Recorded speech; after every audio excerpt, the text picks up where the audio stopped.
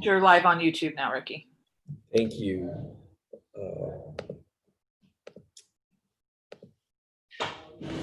Welcome, everyone. My name is Ricky Shabazz. I have the honor and privilege of being the president of San Diego City College, and want to welcome everyone to our bi-weekly College Council meeting. College Council is the highest level of governance at San Diego City College, where we have all of our leaders of our constituency groups who are here to discuss matters involving the college. As you see from a number of my colleagues, today is election day, and while we thought long and hard about canceling the meeting, there are so many pressing things upon us that we wanted to continue forward. I assure you that I have voted. Hopefully everyone else has voted.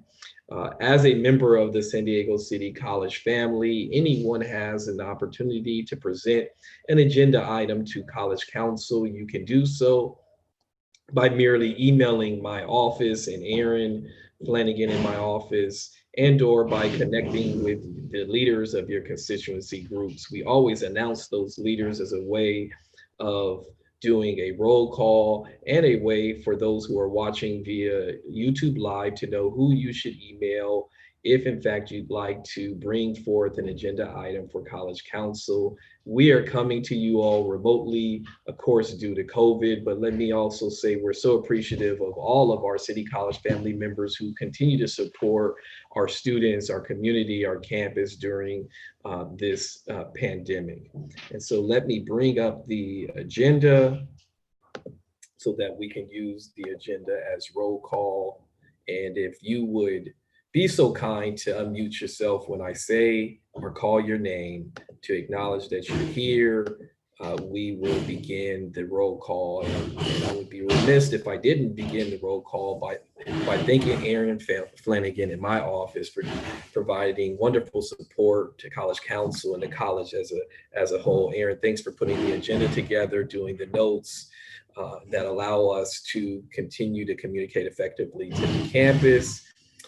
First up, President Academic Senate, Paul Alexander. Paul has some of the best t-shirts on the planet, Paul. You gotta start getting a size medium for me when you get those shirts. And he's representing the vote as well. Thanks, Paul. Aaron Deddy, Administrative Representative. Present.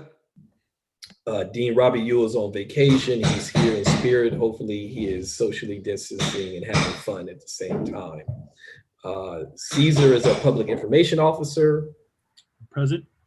And thank you, Caesar, and your team for the wonderful job you all do in keeping the campus up to date on social media and other platforms. Dr. Jocelyn Heel is the SPA representative. Present. Nadia is our chair of chairs. Present. Josh, 3 meetings in a row, ASG. I am so happy, Josh. Good to see you again. Present. Dr. Susan Murray, Dean of Institutional Effectiveness and Chair of MPROC. Present. Dr. Masa Amai, President-elect Academic Senate. Present. Dr. John Parker, Vice President of Administrative Services. Present. Mr. Sean Ryan, Vice President, Classified Senate. Present. Our wonderful Vice President of Students, Denise Wisenhunt. Present. And I believe that Aaron is doing double duty because Vice President Chavez is attending the annual Chief Instructional Officers Conference, where she is getting a lot of up-to-date information about how instruction is impacted in our state. I'd like to begin the official part of the meeting now that we've gotten the formalities of who is here out of the way with if someone would be so kind to make a motion for approval of the October meeting minutes. Is there a brave soul? Motion. First by Aaron. Would someone like to second the motion? If you would indicate so by unmuting yourself and identifying yourself. I second. Okay, I think I heard Sean Ryan. Thank you, Sean, for a second. Any further discussion about the meeting notes? Hearing none, there is a function where if you click participants and, oops, is it participants? And you can raise your hand. All in approval of the meeting notes, indicate by raising your hand.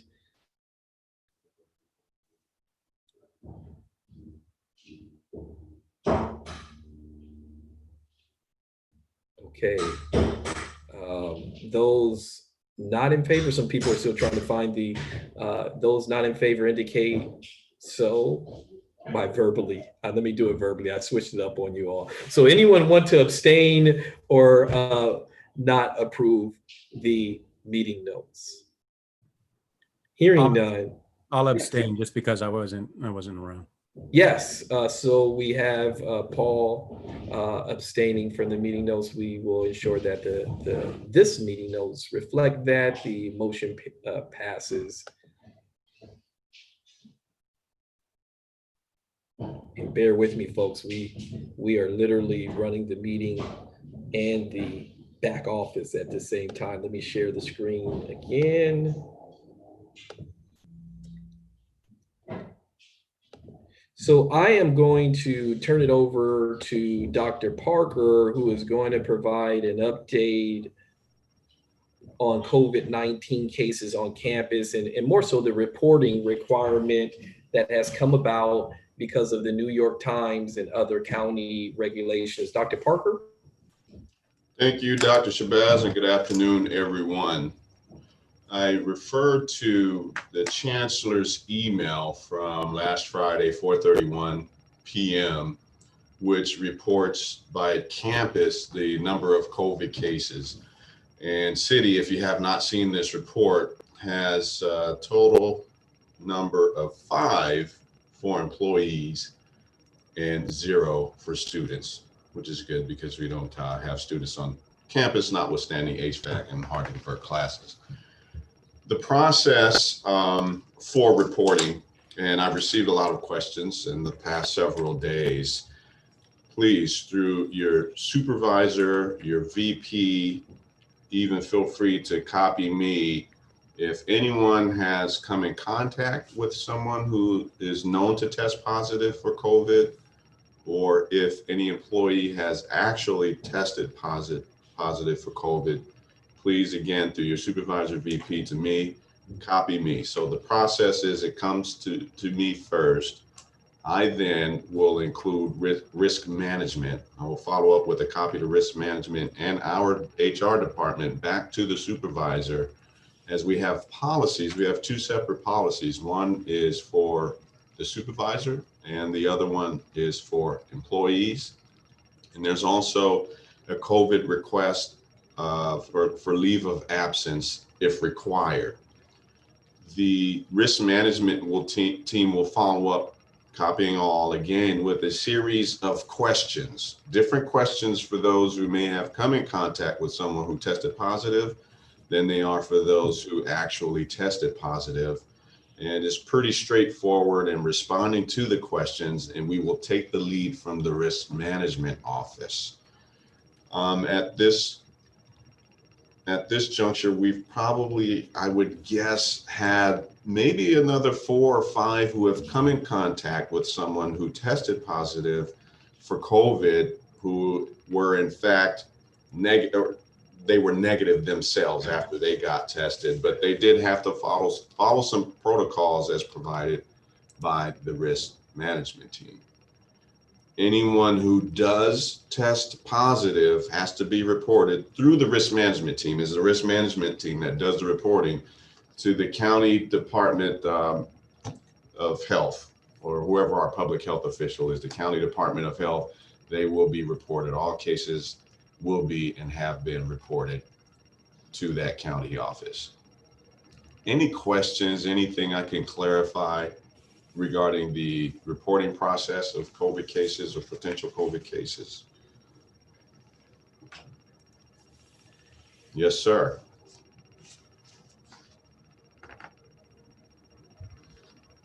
Yeah, so it mentions that, there's 0 student cases. Are we just not counting student cases because students aren't in classrooms? I've heard from multiple instructors that they have students who have been catching it. If I could, Dr. Parker, what we're working on, because this is fairly new, Paul, is streamlining our communication from faculty to Dr. Parker and your supervisors. And so Dr. Parker is going to be working with the deans. We were supposed to have a managers meeting today, but I elected to cancel it due to the election. But we'll be working to get information out via the deans and the chairs as to the need to report even when a student who may be at home or attending your class remotely contracts. So there's a lag in the fact that we were asked to provide some data that we hadn't necessarily put our systems in place. Okay, yeah, I mean, the concern is, and I know this wouldn't be coming from our administration, but those numbers be used to make the case that we can safely be reopening because, you know, nobody's actually, you know, catching it. So yeah, thank you. And I don't know, sorry, Dr. Parker, if there's anything else you wanted to add to that. No, that was it, Dr. Shabazz. Any other questions for Dr. Parker? I would also add that we're taking a much closer look at allowing people on campus who are requesting as a result of the financial aid office. I met with the financial aid office with Denise and Marciano and all of our great members. Our team over in financial aid are doing a wonderful job. They've been coming in teams of 6 to 8. We know that someone in the office unfortunately contracted COVID. This is real. Fortunately, they were practicing social distancing. They had masks on. They had all the necessary safety precautions. And this was a wake-up call that this could have happened to any of us. Most of us are not fortunate enough to be like the NBA and be in a bubble at Disney. We've got to go to the grocery store. We've got to interact with our children and our family and our loved ones. And so we are looking at ensuring that people have what they need to do their job at home, when and if at all possible. So to your point, Paul, there is not a desire to immediately return to work, although we would probably like to from a social aspect. I don't like working from home, but from a health and safety standpoint, we know we've got to take this very serious, because all it takes is one person who doesn't know. Matter of fact, I was just looking at an article last night where someone got on a flight and didn't know they had it and received their results once the flight landed. And so every single person on that flight has to be tested for the possibility of getting COVID. And so we're taking safety measures. Fortunately, Dr. Parker and our administrative teams, Roxanne and others, secured pallets of PPE.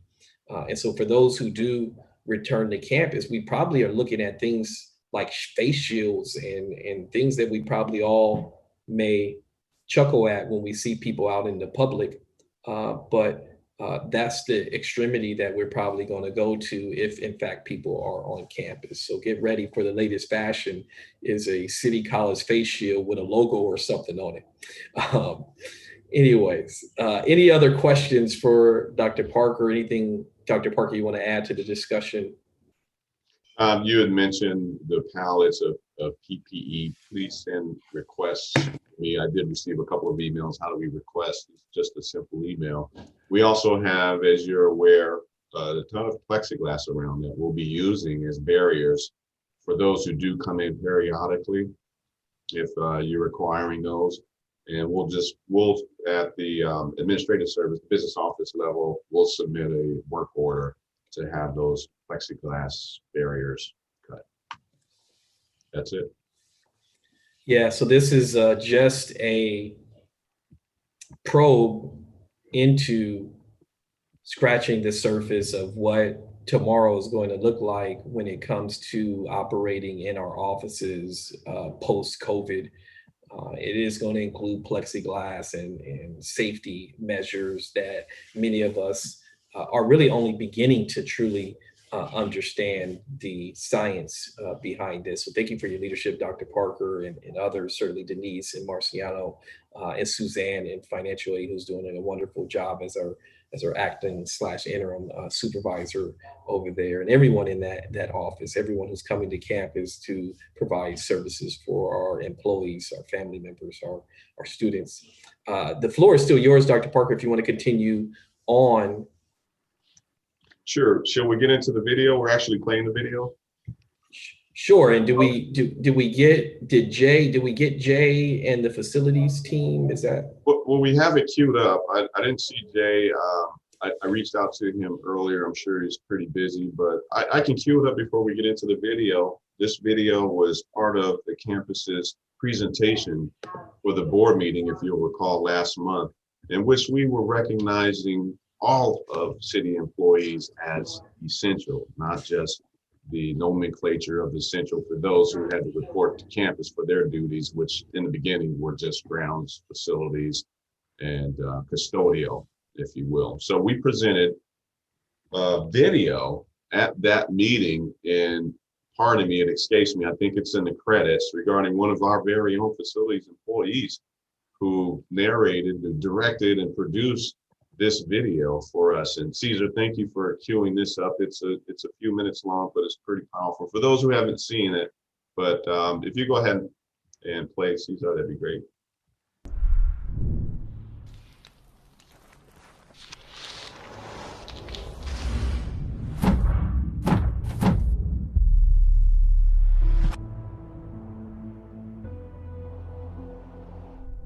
A day in the life of City College facilities.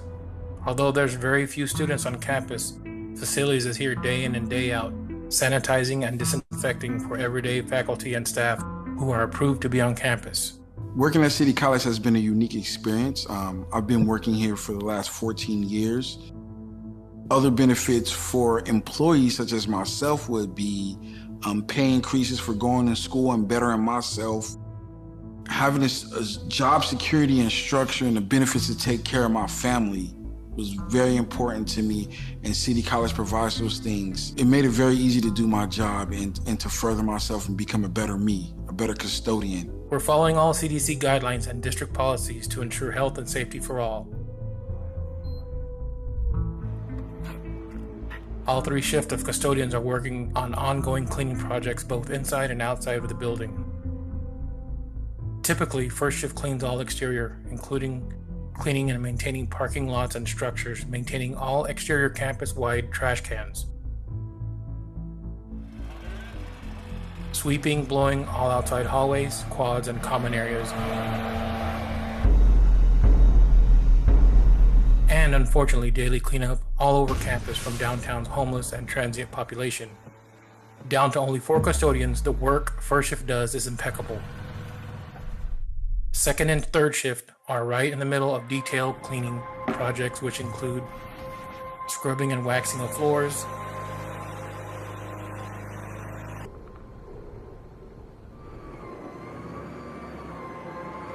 extracting the miles of carpet City College has, and detailing classrooms and restrooms from top to bottom.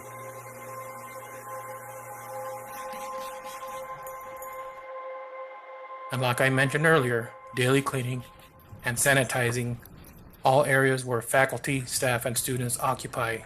It's a lot of work, but we are definitely getting through it. My name is Simone Aguilar. My position here at City College is a gardener. What I enjoy about being a gardener at City College is working with my hands. I love the physical activity. We are really preparing for when the campus gets fully reopened. So that's where gardeners are really important. All the trees are growing really fast right now.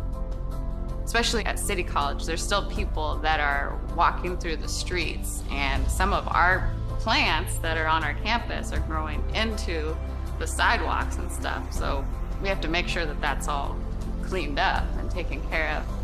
The gardeners are also here keeping up on all campus-wide landscape areas, where they're pulling endless weeds, keeping all trees and shrubs trimmed, to maintaining lawns, flower beds, and fields. Down to only 3 gardeners, there's definitely hard work and dedication to keep this downtown oasis immaculate. Facilities, this is Val. And clerical staff is here as well, whether it be following up on work orders, communicating with faculty and staff and vendors, and facilitating all city facilities administrative needs. What I like about being a clerical assistant at City College is I love working with the people. I love interacting with them on a daily basis. The COVID pandemic has made me actually an essential worker, and it's limited the interaction with my coworkers. I miss that, but it's allowed me to be there just to serve at City College and do what's necessary as we all go through this pandemic together. Since all of this COVID stuff has been happening, I feel like facilities has been getting closer and closer together, and we're working really hard, like harder together now than we ever have before. Since COVID-19, me and my teammates, my crew members have been working diligently to make sure that everything is up to code, up to standards, so when that the students and faculty return on campus, they have a safe place that they can work and feel secure. District maintenance workers are also working behind the scenes, taking advantage to complete campus-wide repairs, also to keep the campus running optimally. Whether servicing or repairing campus machinery, or scheduling HVAC, lighting, and other timers for efficiency to accommodate the district's limited service. All in all, not sure when campus will be back to normal, but No Facilities is here working hard, preparing for that day. I'm Jay Purnell. I'm the Regional Facilities Officer at City College, San Diego, and we are the essential workers.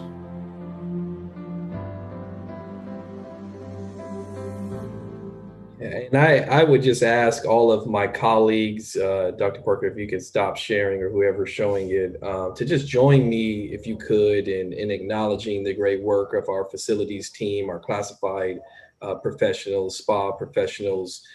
They are in fact the backbone to the college, and wanted to just acknowledge many of them are still on campus so that we could even have this webinar and this Zoom access. And so we were hoping that Jay, the supervisor over facilities, was going to be here, but he's probably still on campus helping with the election in the gym and other projects like Dr. Parker mentioned with the plexiglass. And so just wanted to acknowledge our great facilities team, classified professionals, supervisors, who are in fact essential employees. Dr. Parker, please continue. Yes, great. Thank you. Well said. Thank you to everyone, our facilities, grounds, custodial teams. I'm walking around every day here and there, out and about. Even when it felt like 100 degrees outside, they're here getting the job done. You did broach what's going on as part of the facilities updates here. As you know, we are a polling site at the Harry West Gym, and I was fortunate enough in walking over to the Hunger Action Day, walking to and from, I was able to guide a couple of people. It looked like students, but I'm just going to say they're local citizens. They were wandering around campus looking for the polling site.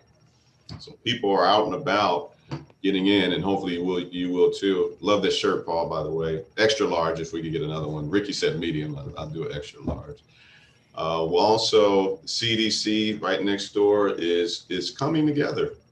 Right now we have trees in. We're actually planting the trees. They were paving for the parking lot. They don't have the asphalt down yet, but they were flattening it and getting ready to pave the parking lot, which will happen this week. So the last update is we are still on schedule for substantial completion here in November, and the center will be operable in December at some time.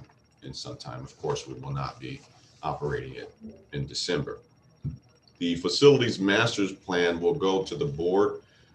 We have the consultant, which will be going to the board that we selected from 2 finalists after their presentation, their proposals, 2 of which we have worked with before previously. And the committee unanimously decided on RNT, the initials RNT, as our consultant for the facilities master plan. So that'll go to the board for approval. And next next week, right? Yes, next week. And once we're approved, we will engage our consultant to start in January. We will engage them in December to start in January. The timeline is about 9 months to 1 year, and it is 3 different phases. It is time consuming, but the first phase is the assessment phase, where they're just gathering information, conducting a facility use and condition assessment, and getting the community involved through various workshops, public forums, and sessions. Then the second phase will be to explore options on whether to repair, renovate, or build new construction, solicit more feedback from the community and from the campus community at large. And they will develop their concepts from that feedback and their conceptual plan. So they'll put together a conceptual plan, more feedback from the community and the campus. They'll work with me on a timeline and a budget for a bond after the facilities master's plan. Then the master's plan is finalized. So we're hoping that'll be done by late summer, beginning of fall, maybe next December at the latest, if there are any delays. The benches and seating Wi-Fi lots. So before we go on, Dr. Parker, might we take some questions from this is the constituency group of the college, and on YouTube Sure. Live, there are folks, just wanted to make sure that anyone who had questions about the facilities master plan and the process it's going through, Dr. Parker worked with you all to get people assigned from your respective constituency groups on this committee. Are there any questions for Dr. Parker about how the facilities master plan is going to unfold? So as that committee works with the consultant and comes up with the draft, Dr. Parker will be commissioned to take that draft to all of your individual meetings and ultimately the college council. But remember, each of you have assigned respective colleague to serve alongside Dr. Parker and work with the consultant. In addition to that, I have asked Dr. Parker to go to athletics and to go to dance and theater to give special consideration to 2 projects that were not included in the current bond program, being the Seville Theater and the need to renovate the exercise science location there. And I apologize if you hear some construction coming behind me. I do have some construction going on in my house. But any questions for Dr. Parker? Hearing none, please proceed, Dr. Parker. All right, great. Thank you for that opportunity. The Wi-Fi benches, this started off as Wi-Fi benches and looking into Wi-Fi benches for the CDC parking lot for our students, Wi-Fi access for our students. Many students do not have access to a vehicle, so we were looking into benches. Then it kind of segued into looking for a safer spot on the campus, one which is normally patrolled by the college police for safety reasons due to the location of the campus, and one that was in close proximity to several blue boxes in the event of an emergency. So we put in a work order to district IT to come and assess the Wi-Fi strength of the A building patio, which is the west side of the A building, and the A building, we'll call it terrace, if you will, which is the east side of the A building between the T building. There are ample concrete and steel benches, tables, seating areas that can accommodate our students.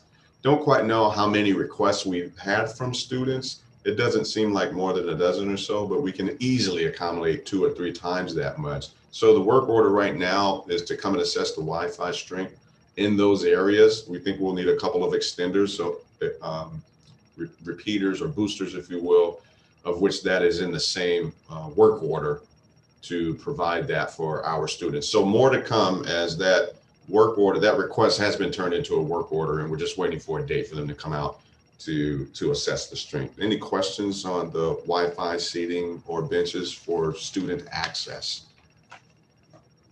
Anything you'd like to add there, President Shabazz? Yeah, this is coming as a suggestion from the academic senate and the student government. And so I just wanted to assure you all that we heard you and are going through the process to um, support students by and large that don't have cars, right? It's great to have a Wi-Fi lot that requires you to drive in, but if you don't have a car, it's useless. So we heard you all, and we're taking the necessary steps to have a space on campus. And frankly, there are students on campus that are using our Wi-Fi. We know it, and we want to accommodate them in the best way possible. So thank you to everybody working on that project. On to item number 4, which is the update on the task force for policing on campus.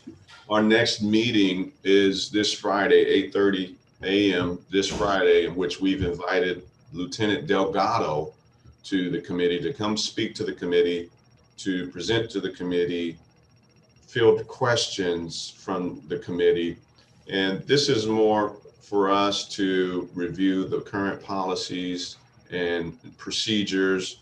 It is not meant to implicate any of the officers at this point. It's just fact finding with Lieutenant Delgado. Now, we're hoping that Chief Ramos will be able to attend our next meeting. He did present to the district's task force not too long ago, a PowerPoint presentation of about 90 minutes. We will request him to attend our meeting. And I did speak this morning to the president or the chair of the district's task force to kind of get an idea of the direction that they're taking and some of the information that they received that we could use for our committee. I've been working with Dr. Murray. Dr. Murray and I actually have worked on a survey that was recommended from the committee to send out a survey to both employees and students. So we were able to review or look at, there are 3 institutions, I think. There were Penn State, Dr. Murray, I'm not sure if you recall the other 2 schools that we use. They seem to have pretty good surveys. So we pieced together our own with some of our input for our special circumstances, and we've come up with about 15, 16 questions or so that we will take to the committee to finalize it, pare it down a little bit, and once it is approved, we will be sending it out to the community, and we'll have the results for the next meeting next month. Dr. Murray, is there anything that I forgot or that you want to add regarding the survey? No, I don't think there was anything else. Thanks. Okay, good. If we could, Dr. Parker, give Paul Alexander, should he desire an opportunity, because I know that the district committee is meeting. Paul, I don't know if you would like to provide an update, but certainly if you would, we'd like to provide you that space. Well, far be it from me to skip making a comment about policing in general. We've only had 2 meetings. The last meeting was Chief Ramos giving a presentation about what the role of the community college district police force was on campus. It kind of turned into a conversation around whether police are good or bad. And you have those that anytime they, hear that, there's some theater or propaganda around how great police are, their lived experience is going to require them to point out, well, you know what, they're not all great, and kind of some of the contradictions in that. So there was a little bit of that. But I think the committee really came to the conclusion that the purpose of the task force is not to discuss this larger issue that we see having around the country on whether policing is a good or not. Rather, what is the role of policing, if any, on our campuses? And so just really looking at that and avoiding kind of falling into that larger debate or discussion, I think is a wise way to address it. One of the things where there was some agreement is it was asked, do faculty, staff, and students have any input in the hiring process? Chief Ramos said no, but that he was open to have more shared governance type or shared governments like involvement in that process. So that was a positive thing. I mean, as you know, it's a contentious issue. I think it's a good work group at the end of the day, where people feel comfortable sharing their opinions. And so I'm cautiously optimistic that there may possibly be some good results towards, what policing looks like on our campuses and how much money is used to support whatever that role is. Great, thanks, Paul. Any questions from any of the members of College Council for either Dr. Parker or Paul? Well, I thank you both for representing the college on this very timely discussion about defunding the police. And I have learned a great deal about that definition in its broadest sense, being about assessing the amount of resources, and could those resources in fact be going to things like mental health and counseling that many believe are the necessary way to respond to some of the calls that our law enforcement has had to take on. And so thank you all for that. If I could pivot back, thank you, Christina, who will go down as one of the best interviews I've ever had professionally in my career. We're so glad to have our counselor who's serving as our coordinator for Guided Pathways. And I wanted to pivot because she was in the chat asking questions about IDs, and Denise, if I could enlist you to respond to those questions. And I assure Christina, we've been having these discussions, but do you mind asking them, just so those that are on YouTube and may not be able to see the chat can get some insight into the questions about the Wi-Fi line? Yes, thank you, Dr. Chavez.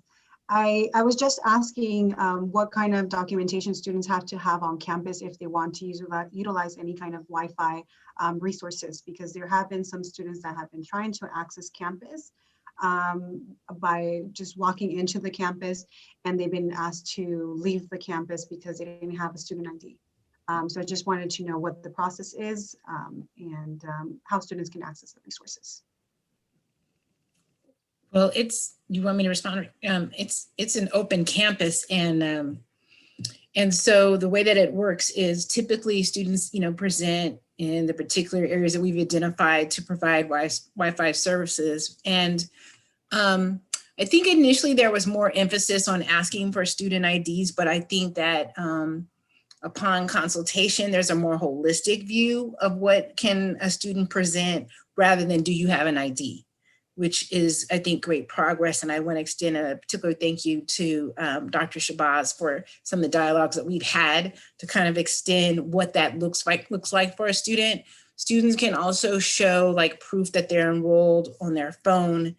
The real objective is to get to a yes, to show that the student is a student at City. But it's not like just, can you show your student ID? They understand. There's also some additional work in terms of how are they communicating that to students. So Caesar has done a good job in kind of creating like a little flyer to hand to students. So it's campus police welcoming the student to the campus, and less what may appear to be interrogative in nature. So there's some efforts to make that a more holistic experience for the students. We know that our students are taking buses, doing whatever they can to come to campus. We need to make that as welcoming of an experience as possible. So excellent question. And if I could just add one piece, thank you, Denise. We have students on campus, but I would remind all of us that campus is in fact closed to the public. Our challenge is that we, as Denise said, we have an open campus. So we were going to put up some A-frames, but unfortunately the A-frames tend to disappear when we put them up, notifying people. Dr. Parker is working with Caesar and the other vice presidents to put signage on doors. When we departed, we had signs on doors that say we were closed, but now we realize we need signs on doors that tell people where to go. So that project is underway and includes all of the things that Denise mentioned. It also includes a conversation with the chief of police, who we met with on on Monday and relayed, Christina, essentially exactly your question is, look, if we could avoid having the officers ask for students' IDs who are genuinely looking for help, but we also realize we are somewhat obligated to make sure that the officers have the necessary information too, so that they even know where to refer students to. So we're engaged in those discussions. So thank you for those questions. Dr. Parker, did you want to continue? Yes, if I could continue with what you were saying, and Denise as well, is we're also looking at access hours, to post access hours and to have an access request similar to faculty and staff right now that I send out every day to dispatch and the campus police. And that's for everyone's safety, and so that we can comply with social distancing efforts as well. That's all that I actually wanted to add about the Wi-Fi. Thank you for going back to that. Thank you for the question. Go ahead, sorry. No, if I could, I'd like to respectfully pivot, Dr. Parker, and come back to you to the Guided Pathways presentation, because I want to be respectful of Christina's time and Masa and Susan. So if I could skip over to the item 8, and then Dr. Parker will come back to item 5, just in the interest of time. And so I'd like to introduce Christina and Masa, who are serving as the Guided Pathway coordinators, and Susan, who is assisting as well to provide an update on Guided Pathways. Good afternoon, everyone. Thank you so much, President Shabazz. I was thinking, I'm like, oh, okay, maybe in half an hour. So I appreciate it. So as some of you may know, I am Cristina Carrillo. I'm a counselor, professor of guided and co-coordinator of Guided Pathways. I am here again with Dr. Masa Omae and Dr. Susan Murray, that we're going to give you some updates for fall 2020. Let's go ahead to the next slide, please. So wanted to start off just to kind of have a reminder that City is on its own journey through the Guided Pathways principles. So we came up for over the first 2 years throughout, surveying the campus, having conversations over coffee, having conversations over some donuts and all of that, and trying to figure out what is the vision for City College for Guided Pathways. Through this survey, what we found what we formulated was the City College Guided Pathways principles, which are very different from what the majority of the other campuses are doing.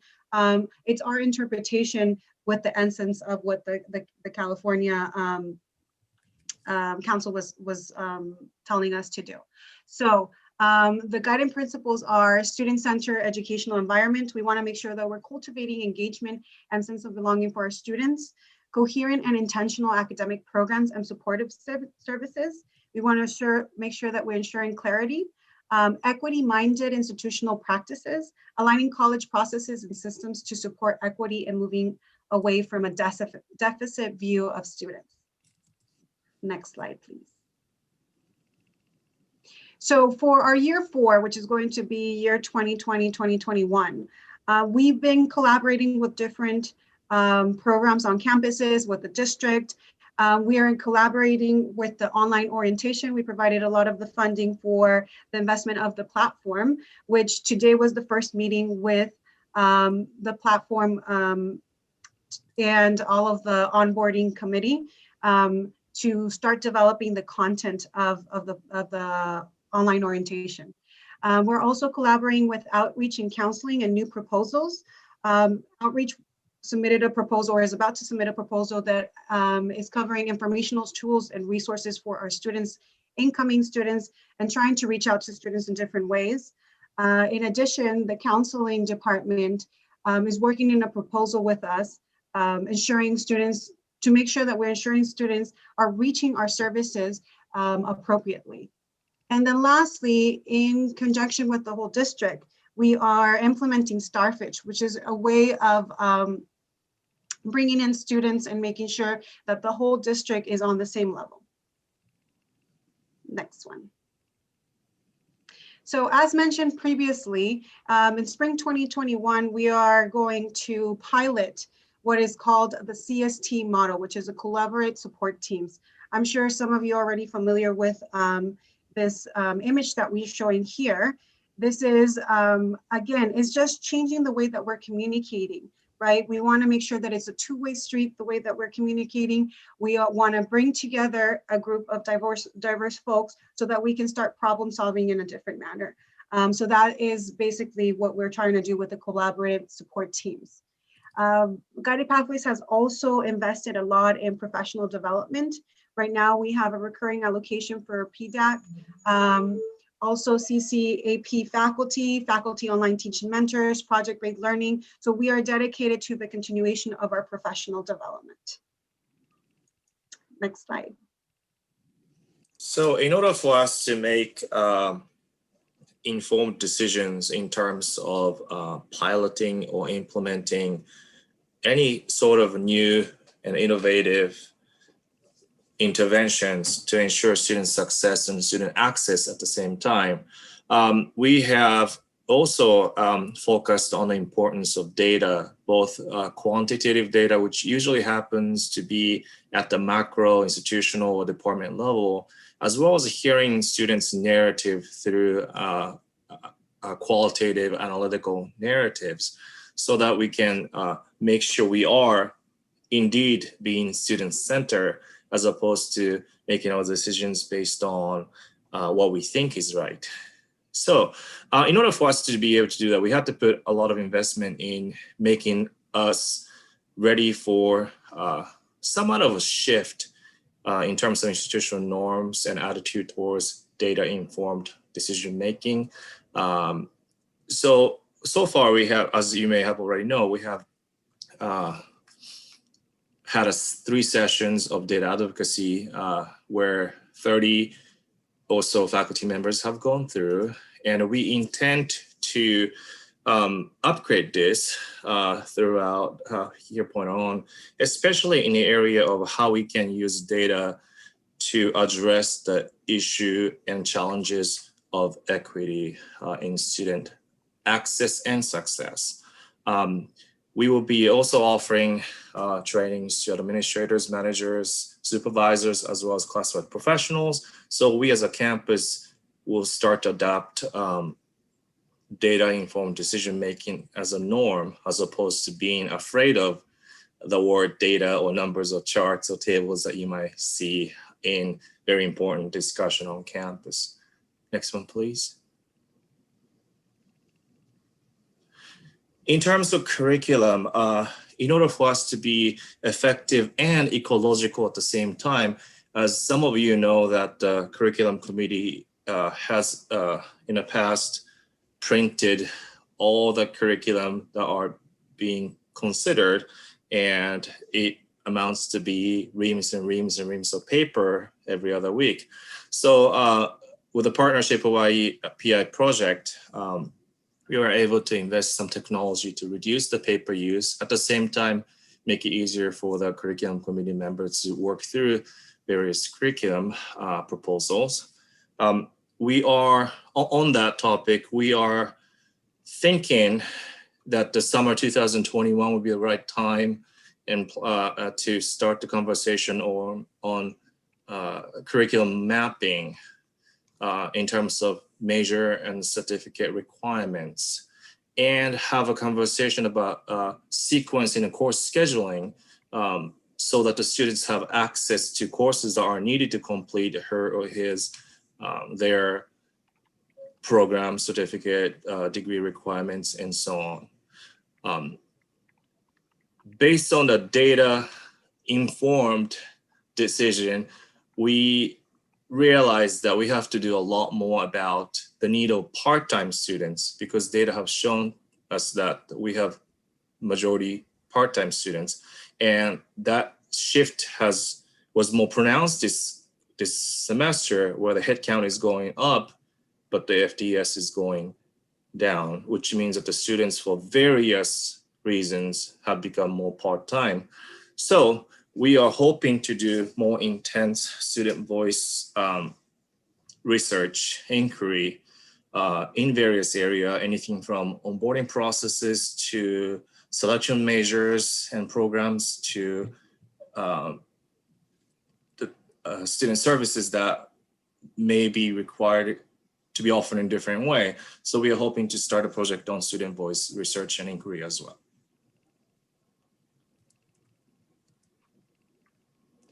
So all of these activities that have been described are incorporated into a 2-year budget plan for this year and next year that was recently reviewed and adopted by our Guided Pathways Committee.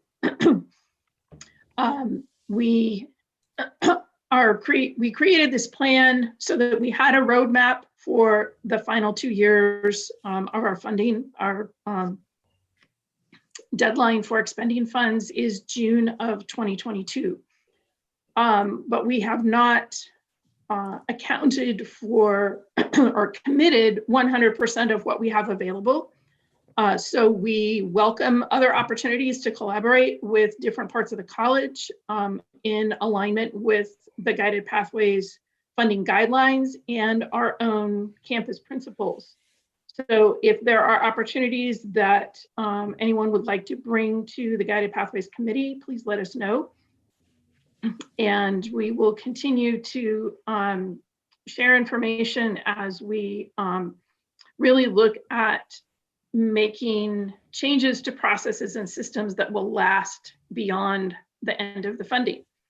And with that, we will see if there are any questions. Any questions for the wonderful team putting together the presentation today? Well, job well done. I do, since Susan mentioned it, I will ask Aaron, Deddy, Denise, and Christina to research what I've come to understand is a process over at Mesa where the coaches are being trained as, all right, Christina, don't get mad at me for using this word, advisors for the athletes, particularly who are dealing with the COVID matter and the restructuring of seasons and that sort of thing. It seems like something we ought to consider. Now, with that said, we invested about $50,000 worth of CARES funds for athletic counseling, but it would be good to see if there's a way that the coaches could partner with this counselor to provide the necessary advising that the students are going to need, particularly dealing with NCAA rules and transfer and all the changes that are occurring to athletics right now due to the seasons and taking classes. Aaron, I don't know if you're familiar with what's going on over there. I'm not. I've just heard of it. Denise shook her head that she is. No, I meant familiar with the regs. I was like, we know that part, but Oh. we don't always know what Mesa's doing. No. Yes. And so this was my first time getting to say Mesa's doing. Very often people come to me and say Mesa's doing, but this seemed like it might be an appropriate use of Guided Pathway funds. If Aaron, you can look into that and maybe put together a proposal to submit with your coaches to Susan. Of course, we would want to get counseling involved, and I know Christina's not going to tell on me for using that very bad word called it. It is a bad word. It is a bad word. But yes. Yeah, I was in a meeting where they presented that that model. It definitely can be kind of transformed to what we are looking at. The collaborative support teams is not necessarily an advising role, right? And but it is definitely an informative role where we can share information coming from the coaches. They can be a participant in a table, and then we can share information from the perspective of counseling or other roles that are also going to be in the model. But definitely it can be something that can be looked into.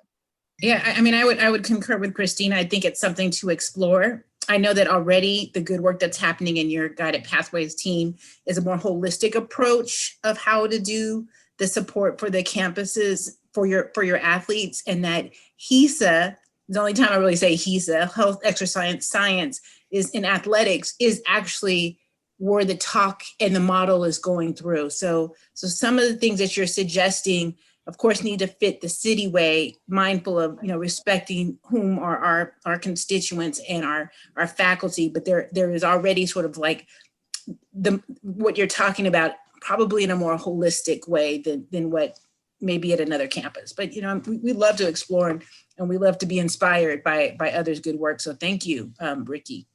Yeah, and let me be careful because I also don't want Christina to go back and tell all the counselors that I said I want the coaches to be advisors. That's not what I'm saying. What I am saying is that the athletes are going through a very specific thing right now, that it would be helpful if the coaches were a part of those coaching teams in expanded ways than you all were already planning, right? I'm clear that there was already a plan for athletics. I think what I'm saying is post-COVID, given the changes that have occurred to the NCAA regulations and the seasons that the athletes are in, that if the coaches could be considered to have a role in this. And again, if you all look at what Mesa's doing and you say that it would work here, then so be it.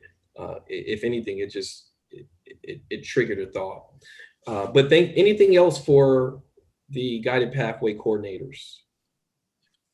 I just want to let the community know that this is a community effort. So please feel free to reach out to Masa or to me with any suggestions, any comments, any concerns, whatever it is. Please feel free to contact us. We're very open to listening and to new ideas.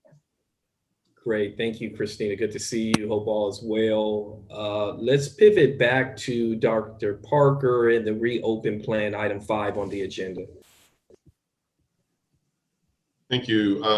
Regarding the reopen plan, this is due by December. This is going to be a plan not for December, not for spring, just to have a plan available at the point in time where we are approved by federal, state, and local authorities with a return to work plan. So that's at some point in the future. How close, we don't know. However, this plan will include a phased approach, complying with social distancing guidelines. It will also restrict egress and ingress points. And we're working on a self-assessment app. It is something that we can create eternally. So it can be an app, or you can log on to your computer, just answer a few questions. It'll send alerts to the constituent groups or the stakeholders, one which would be risk management, myself, and HR, to alert of any potential COVID issues. So the plan, I may have explained previously, it is a phased approach where a third of the campus for maybe 2 to 3 weeks at a time will come in first. That'll be the first phase. The second third will come in the second phase, and the third cohort will come in that third phase, spread out over 2 to 3 weeks. And there will be A and B shifts. This is just a high level of what this plan is going to look like, so we could be very cautious and strategic in this implementation, and not just have everybody come back to campus at once. But I do want to emphasize that this is not now. This is at some point in the future when we are going to need it. I see you grimacing over there, President Shabazz. Did you want to add to that? No, I just appreciated you add that piece so we didn't get any emails saying we were going to open the campus tomorrow and everybody had to come back to work. But we do need to start looking for tomorrow, because tomorrow is going to come and we want to be prepared for tomorrow today. Great, thank you. And lastly, here's just the update on COVID and care spending. I've received a lot of questions regarding the various accounts. You may have heard me or any of the VPs or President Shabazz refer to first, second, third, fourth wave. We have various funding sources when it comes to CARES, and I think we're at about 5 or so. But the VPs, we're tracking the deadline, the nearest deadline, which is our federal our block grant, our CARES block grant, which expires December 30th. So we're just under 2 months to exhaust those funds, and that's just over $320,000 or so. Our institutional portion, which is $1.37 million, we have until May the 7th of 2021 to expend those funds. And we still have a ways to go. At this point, we have a balance for our institutional cares funds of approximately $785,000 of the $1.37 million. That's just about $400,000 that has been expended. Those are the actuals to date, and we have about $191,000 that's currently encumbered. So again, in order of priority will be the state block grant for December, and then the institutional cares fund for May the 7th. Then we have another round, which is the state block grant, the CARES state block grant. But we have until June of 2022 to expend those funds. So please get your requests in. Thank you for those who have been sending in requests. I fielded several questions on, do I need to send a request form for this item or that item? Initially, that may have caused some confusion because the form, I believe, predates me, and I think it was initially used just for technology. But we're using it for everything with the exception of basic supplies and PPE. Supplies should be coming out of respective departments' supply budget. PPE we have here on pallets at the campus in the T building in our incubators.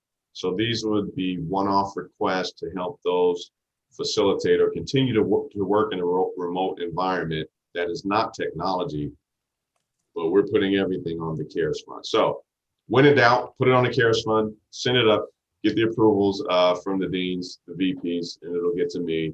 And that way we'll be tracking everything. I prefer redundancy than having a lapse in the process and having some surprises at the end. Any questions on the CARES fund, the processes, any requests? President Shabazz, I see you off mute. Just want to reiterate to anyone who is listening on YouTube Live that if you have a need, you want to know about it. There is a caveat, and that is if you went and bought that state-of-the-art computer and you're helping our students with that computer and you now want Dr. Parker and the college to reimburse you for the computer, certainly we'll entertain that discussion, but know that that computer would then become the property of San Diego Community College District, which means that if you were using that computer both for personal usage and for work usage, you would have to cease using that computer for personal use. And so we have plenty of computers, access to computers, laptops. If someone needs a work computer, we would be happy to provide you one. Thank you to Robbie and his team, Roxanne and others who made it possible for us to order several hundred laptops to provide to employees who were in need of it.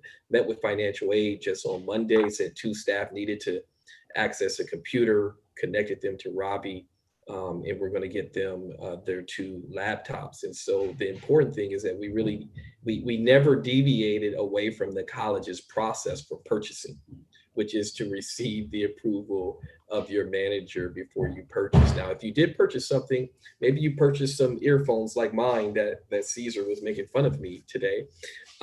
If you purchase something like this and you want to be reimbursed for it, fill out the form, but know that that item is going to become the property of the college and the district because there's something called a gift of public funds.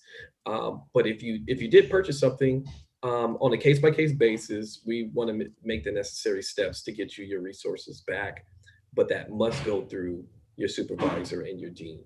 Paul, were you going to chime in? Yeah, I know that we have had discussions in the past about internet use and computer use being public. It can be accessed through FOIA requests, Freedom of Information Act requests, and whatnot, right? So I'm assuming that a lot of people who are, bringing computers from the school home may unintentionally not know that and be using it for both personal and private. Does that then mean that that computer, should they know that that computer and how they're using it is also not considered their private information or use? Yes, and when we have more time, I'll ask Denise to share her wonderful experience with a Public Information Act request. You're spot on, and I would even remind folks that I know we're all inundated with emails that actually will every September of the academic year sends out a reminder email about that. I'd ask Dr. Parker to work to get a copy of that email and maybe resend it to the campus. But you're spot on. As a public employee, if you're using a college issued device, and in some cases, if you're not using a college issued device, there's case law around cell phones and using your cell phone to answer email. I don't want to scare you, but Paul, you're spot on that there can be a Public Information Act request, particularly if the device is owned by a public agency, in this case, the district. Yeah, the last thing I need is people knowing how much time I spend watching kittens. And that's why I always only use my private computer when I'm watching YouTube videos of cats playing. Yes, or how many of us are trying to figure out a way to get a vacation in these 12 to 14 hour, 6 to 7 day an hour weeks. But you're spot on in reminding us. And I can tell you, I speak to the managers at least once a semester about this, and I would encourage the managers to share with their team members the implications, as we did in the conversation with the Academic Senate when the request to reimburse someone for a computer. We can reimburse you for the computer, but then it's going to become the district's and it's going to be subject to a Public Information Act request. And that is real in San Diego. I've seen more of them than I've ever seen in my career. And that's because we're a smaller market and the news stations need something to do, I guess. And I won't have Denise share her story, but it's a very fascinating story of an Information Act request, and where they found out that the person over the port was watching fishing videos on YouTube for like hours upon hours during his workday. And I stopped doing that immediately once Denise shared that story. Anyways, I'm being facetious, of course. Doctor, any other questions for Dr. Parker? If you need some folks, we want to know about it. We'll do our very best to get you those resources. We have another approximately $500,000 coming in for the state block grant funds. They haven't arrived yet. I can tell you your colleagues are submitting proposals. I believe there was one for chemistry for nearly $200,000 worth of microscopes. We're looking to continue to support counseling, mental health, and other areas. So work with your dean, work with your vice president. We have another $500,000 coming in. Well, there's about $300,000 left of it now. And so we need to know what your needs are so we can support you, so that you can in turn support our students. Any other comments on the COVID support financially? And thank you to the vice presidents. Jocelyn, were you gonna set a question? Dr. Parker kind of, he did answer it for me. But I'm being asked about ergonomics. So far as desks and how does employees get supported in that area? So I don't know if that's through CARES funds or just send it directly to my dean. You would go through the normal, you would go through the normal process, Jocelyn, so that risk management would do an assessment to determine what the ergonomics are. Let me turn my camera around so you all can see what the president is working off of. This is my 2x4 desk in my hallway. We realized that a lot of people do not have, I think I saw Kelly Mayhew working off of a TV stand. Many of us are not working in ideal situations. If you have someone who has a request for an assessment, we would go through it the same way we would if you were in the office. Of course, that would mean somebody would have to come to your house and they'd have to do the assessment to determine, we did get a request for chairs. We do have chairs. If we need to purchase a chair, we will purchase a chair for you. So there is an opportunity to provide you the necessary support. So please refer that person to their supervisor. And regarding chairs, we do have plenty on campus. We had one picked up actually on Friday to take home. And also, I'd just like to give a quick shout out to both Aaron and Jocelyn for rocking the dope shirts. Good job.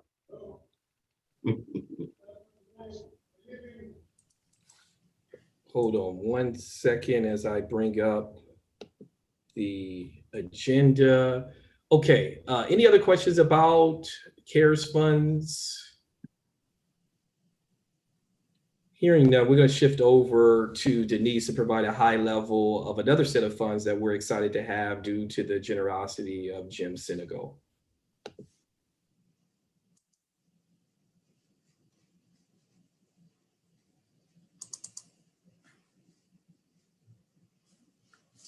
All right, I'm hoping you can see that. But I did want to just give you an update that we have. Denise, might I request at the bottom right corner where it says 100%, maybe bump it up to 120? Okay. Yes, okay. So through the generosity of the Jim Senegal Family Foundation, they, as you know, have provided resources to our campus, which have helped fill some gaps for support for our students for more than 15 years on our campus. And what was once what may be considered a relatively small donation has grown. And, it is our hope that, his generosity continues to expand.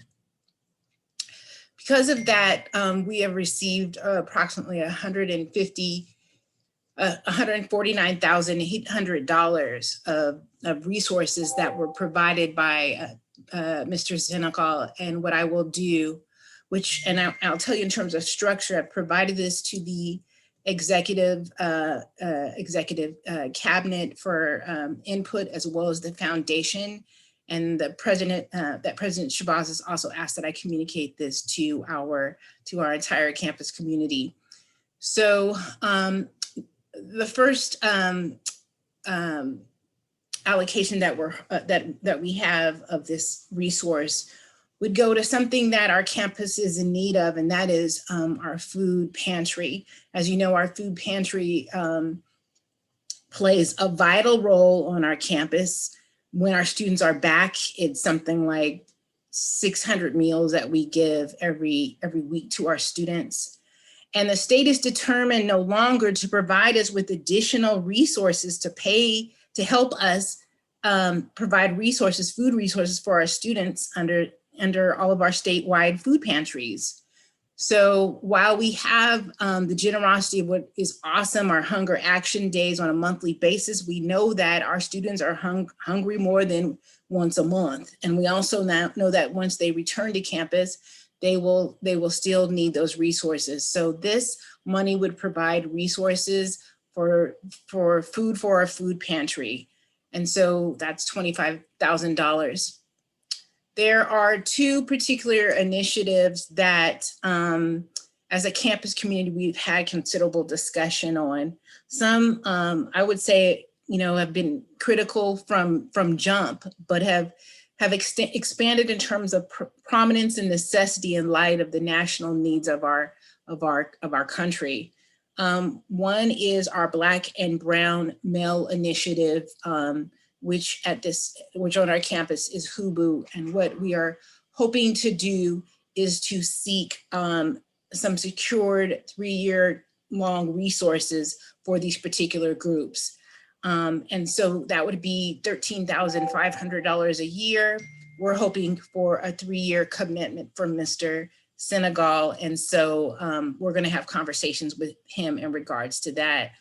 Puente and Emoja, you all know the critical work, and just shout out to the great work that happened with Hubu last week. But the great work also that happens in Puente is a phenomenal statewide program in Emoja. Those two are programs which critically impact some of our most underserved students. And I will say, if you look at the data, and I know that Susan presented the work that we're doing to become more data informed, you know, time after time in terms of our transfer, in terms of our success in math and English, as well as in our other indicators, these communities have fallen to the bottom in terms of being some of the most underperforming students on our campus. I recognize, and we recognize, the tremendous efforts that these resources that we engage in to support those students, but we know that there's much work to do. And so the idea is that there are some targeted resources that we can provide to help support these communities in just a myriad of different efforts on our campus. As you know, Mr. Senegal has already donated to the tune of over $100,000 in laptops for our campus. We also know that, you know, not all of them come back. We are securing them, but some of them don't make it back for just a myriad of reasons. Some of them are not operational, just functionally. And so this would help to replenish that as we anticipate perhaps this going on beyond the fall and into the spring. And we want to make sure that we have enough resources to provide laptop support for our students. For athletics, I think Dr. Shabazz already talked about the unique needs of our students, our student athletes right now, in the space that they're in right now. Many of them who would have traditionally competed on behalf of their mighty campus, Mighty Knights, are not able to do that this fall. And this is an opportunity for us to provide additional supports to help them academically and just to be more engaged in this campus. And so that's what those resources are. The $14,000 is a commitment that we have in terms of our academic research symposium. And I don't think there's no one else in the region who does the symposium. There's great folks in it, like Professor Camarena, Professor Alvarez, who are involved in it.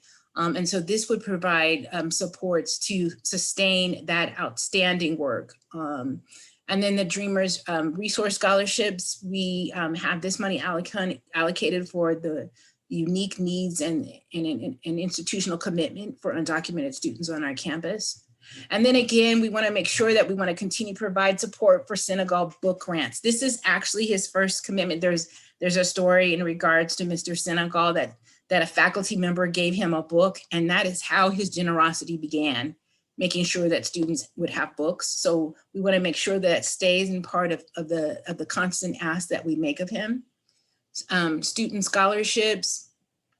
We know that some of our students, maybe students who have been previously incarcerated, that it's hard for them to find the resources to do internships or to get jobs.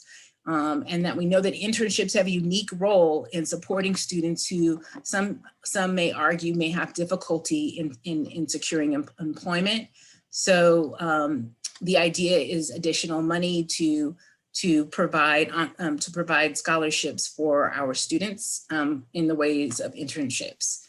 And then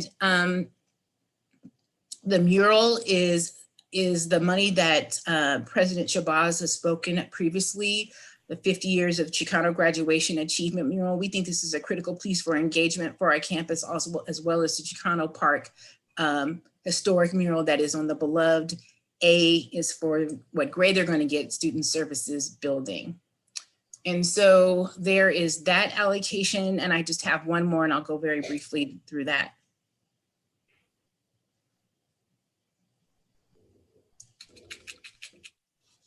Just unlock it.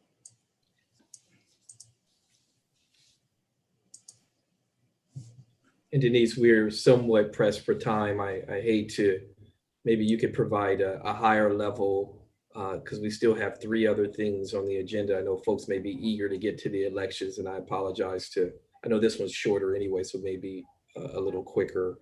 And what you see before you are some additional efforts that the college is hoping to engage in.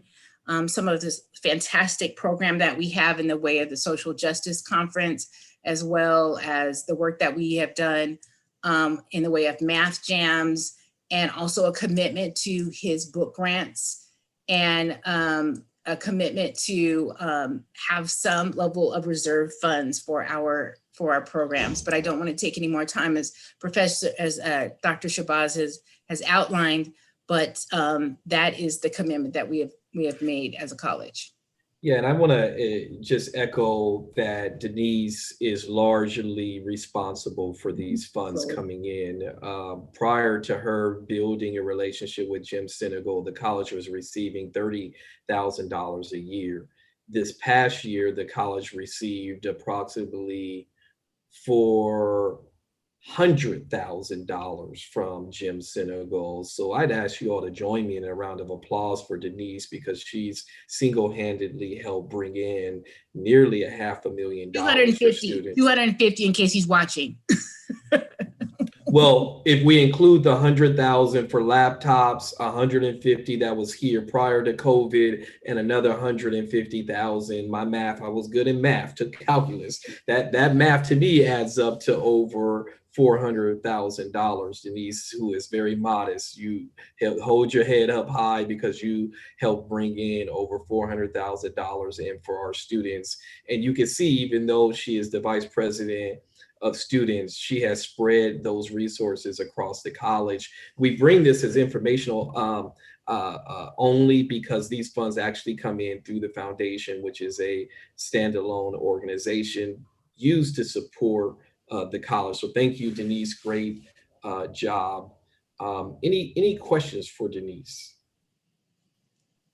If you wouldn't mind stopping sharing. This is in your packet of items.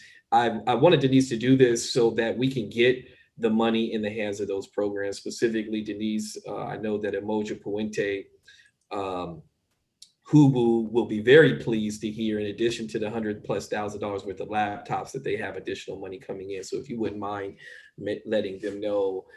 As we continue on the agenda, Dr. Murray, what I'm going to do is ask, we'll table 9B to the next meeting. In the interest of time, folks want to know what's going on with the election. I got a little over ambitious with the agenda, folks, with 13 items. I humbly apologize. We can put 4B, the planning cycle, Dr. Murray, and it'll be first the next meeting. But if you wouldn't mind providing an update on the community forum. Sure. This is the next event in our series of planning events that will help us update our strategic plan and educational master plan. So it's coming up this Friday. This is where we are inviting in representatives from our community partner organizations to meet with a smaller number of college representatives and have an exchange of information to help us in our planning. So we are still collecting RSVPs. If you have been approached and we haven't heard from you, we would love to hear from you. And if you have questions, please reach out. Thank you, Dr. Murray, and I apologize. I know you prepared for this meeting. I'm also going to, Aaron, table item 10 into the next meeting. So Dr. Murray's planning will be first, item 10 will be second. In the meantime, if you, those on College Council, you have the sample land acknowledgement that we're considering for the website and the campus in your packet. If you have any feedback, I would ask that you refer your suggestions to Caesar so that we can update it. We are working to meet with a representative of the Kumeyaay Nation at the suggestion of the Academic Senate, which was a great suggestion to ensure that they are supportive of us doing a land acknowledgement. This has become somewhat trendy, as I've learned. But I assure you, we are on the land of the Kumeyaay Nation, and thought it would be appropriate for the college to recognize that. But we will formally vote on that after we have a chance to meet with a representative. So item 10 can go on to the next meeting. I would ask you to join Marciano, myself, Masa, Destiny, our ASG president, tomorrow for a post-election forum. I learned a lot just listening to Masa, who is a political science instructor at City College. And so Masa, in a couple of seconds, we've got 3 minutes. Could you provide that analysis that you provided in our last meeting that you think may, any early predictions, Masa? I don't know. I'm going with Nate Silver, hopefully. He's predicting something many of us are liking to be the case. But I think what could happen if irregularity as a rationale leads many state secretaries not to be able to certify their votes. You know, I think it's third Thursday of December, the official third, second, somewhere there, when Electoral College votes. And if nobody has 270, it goes to congressional contingency where House and Senate respectively elects their leader. In this case, House elects president, and vice president, being the president of the Senate, elects vice president. So we could have a strange things where, you know, we could have two different, you know, president and vice president from two different parties. That's possible. We'll see what happens in the Senate and House elections as well. So we'll see. Yeah, that's a perfect teaser, Masa, to encourage folks to join us tomorrow from 1 to 2 o'clock in our campus election forum discussion. It was already set up as an ASG meeting, but it is open to the entire campus. We look to see you there, and we will hear more from Masa, who is an expert in this field. Last but not least, invite you all to Convocation spring of 21. We've moved it due to scheduling from Thursday to Wednesday, January 27th. Happy to have Dr. Enrique Murillo, professor at Cal State San Bernardino, and also the director of Latino Advocacy Days. And so we will be sending something out. Caesar, let's get a commercial if we could in the next President's newsletter for November and December about the moving of spring convocation to January 27th, which is a Wednesday at 9 a.m. We are at 4 o'clock, but I would like to offer my colleagues, if there are any updates for the good of the order, please unmute yourself and make any updates that you'd like to make. Any updates? Dr. Shabazz? Yes, Josh. Yes, I just wanted to just put out there that all my professors have been doing a great job and very understanding, but the students are going through a very tough time, especially with COVID, with all the things that are going on, and then the election on top of it. It's a very stressful time. So I just urge all of the professors and all the faculty and all the administrators to take a student's first perspective and understand that it's not easy right now. Thank you. Josh, I couldn't have said it any better. And in fact, I almost said the exact same thing you did in an email, I believe last week. Caesar, can we send Josh that email we sent to the campus? And Josh, that email came as a result of speaking to our great academic senate where I meet with them weekly. We all agree completely that we don't want to endure folks with further trauma. And I'll ask Caesar to send you a copy of that message, but it was so refreshing to hear that your faculty members are going above and beyond to support you and others during this pandemic. And I assure you that this is an ongoing discussion amongst the faculty and the leadership at the campus. And so thanks for bringing that up, Josh. Any other, Denise? I just wanted to extend a particular thank you for a couple of just really phenomenal events that have been happening on the campus. Last week's HUBU conference was amazing. Almost 300 students, Black and brown men. Was that the biggest ever? I understand that was the biggest ever. It was the largest ever. I always think the largest and the first is the best to do because those are the hardest ones to put on. So special thanks to that. And I also went into Dr. Savage. I mean, I could go on, the list could go on and on, so I don't want to miss names. The whole team, the whole team, because that will go bad. And then I also wanted to thank Dean Pettis for the Hunger Action Days today, some of the great work that's happening in basic needs reforms on our campus. So stay tuned. Yeah, the Hubu conference was legendary. We also gave out approximately $2,500 to students that we raised as a college. We put $500 in the hands of 3 students. 10 students went away with $100, and a student went away with a laptop. Kudos to the entire team. The food distribution day today, Hunger Action Day. Thank you to Marciano, his team, everyone who volunteered. I understand there were over 100 people, 170, I believe, 171 to be factual, of folks who came through. I mean, there's so many things to be proud about at this college, and Denise, please extend my appreciation to your entire team for those events that they put on, and everyone who helped volunteer at both of those events. Any other announcements, shout outs for the good of the order? Hearing none, I sent out a communication today encouraging people to monitor their use of social media and the news. Your consumption of that is impacting all of us. My consumption of it is impacting me. It's going to be a very interesting next couple of days. Folks, be safe, be careful, be mindful. I hope that there is a clear victor in this. Unfortunately, I don't necessarily believe that that will be the case. The Electoral College is going to come into play here.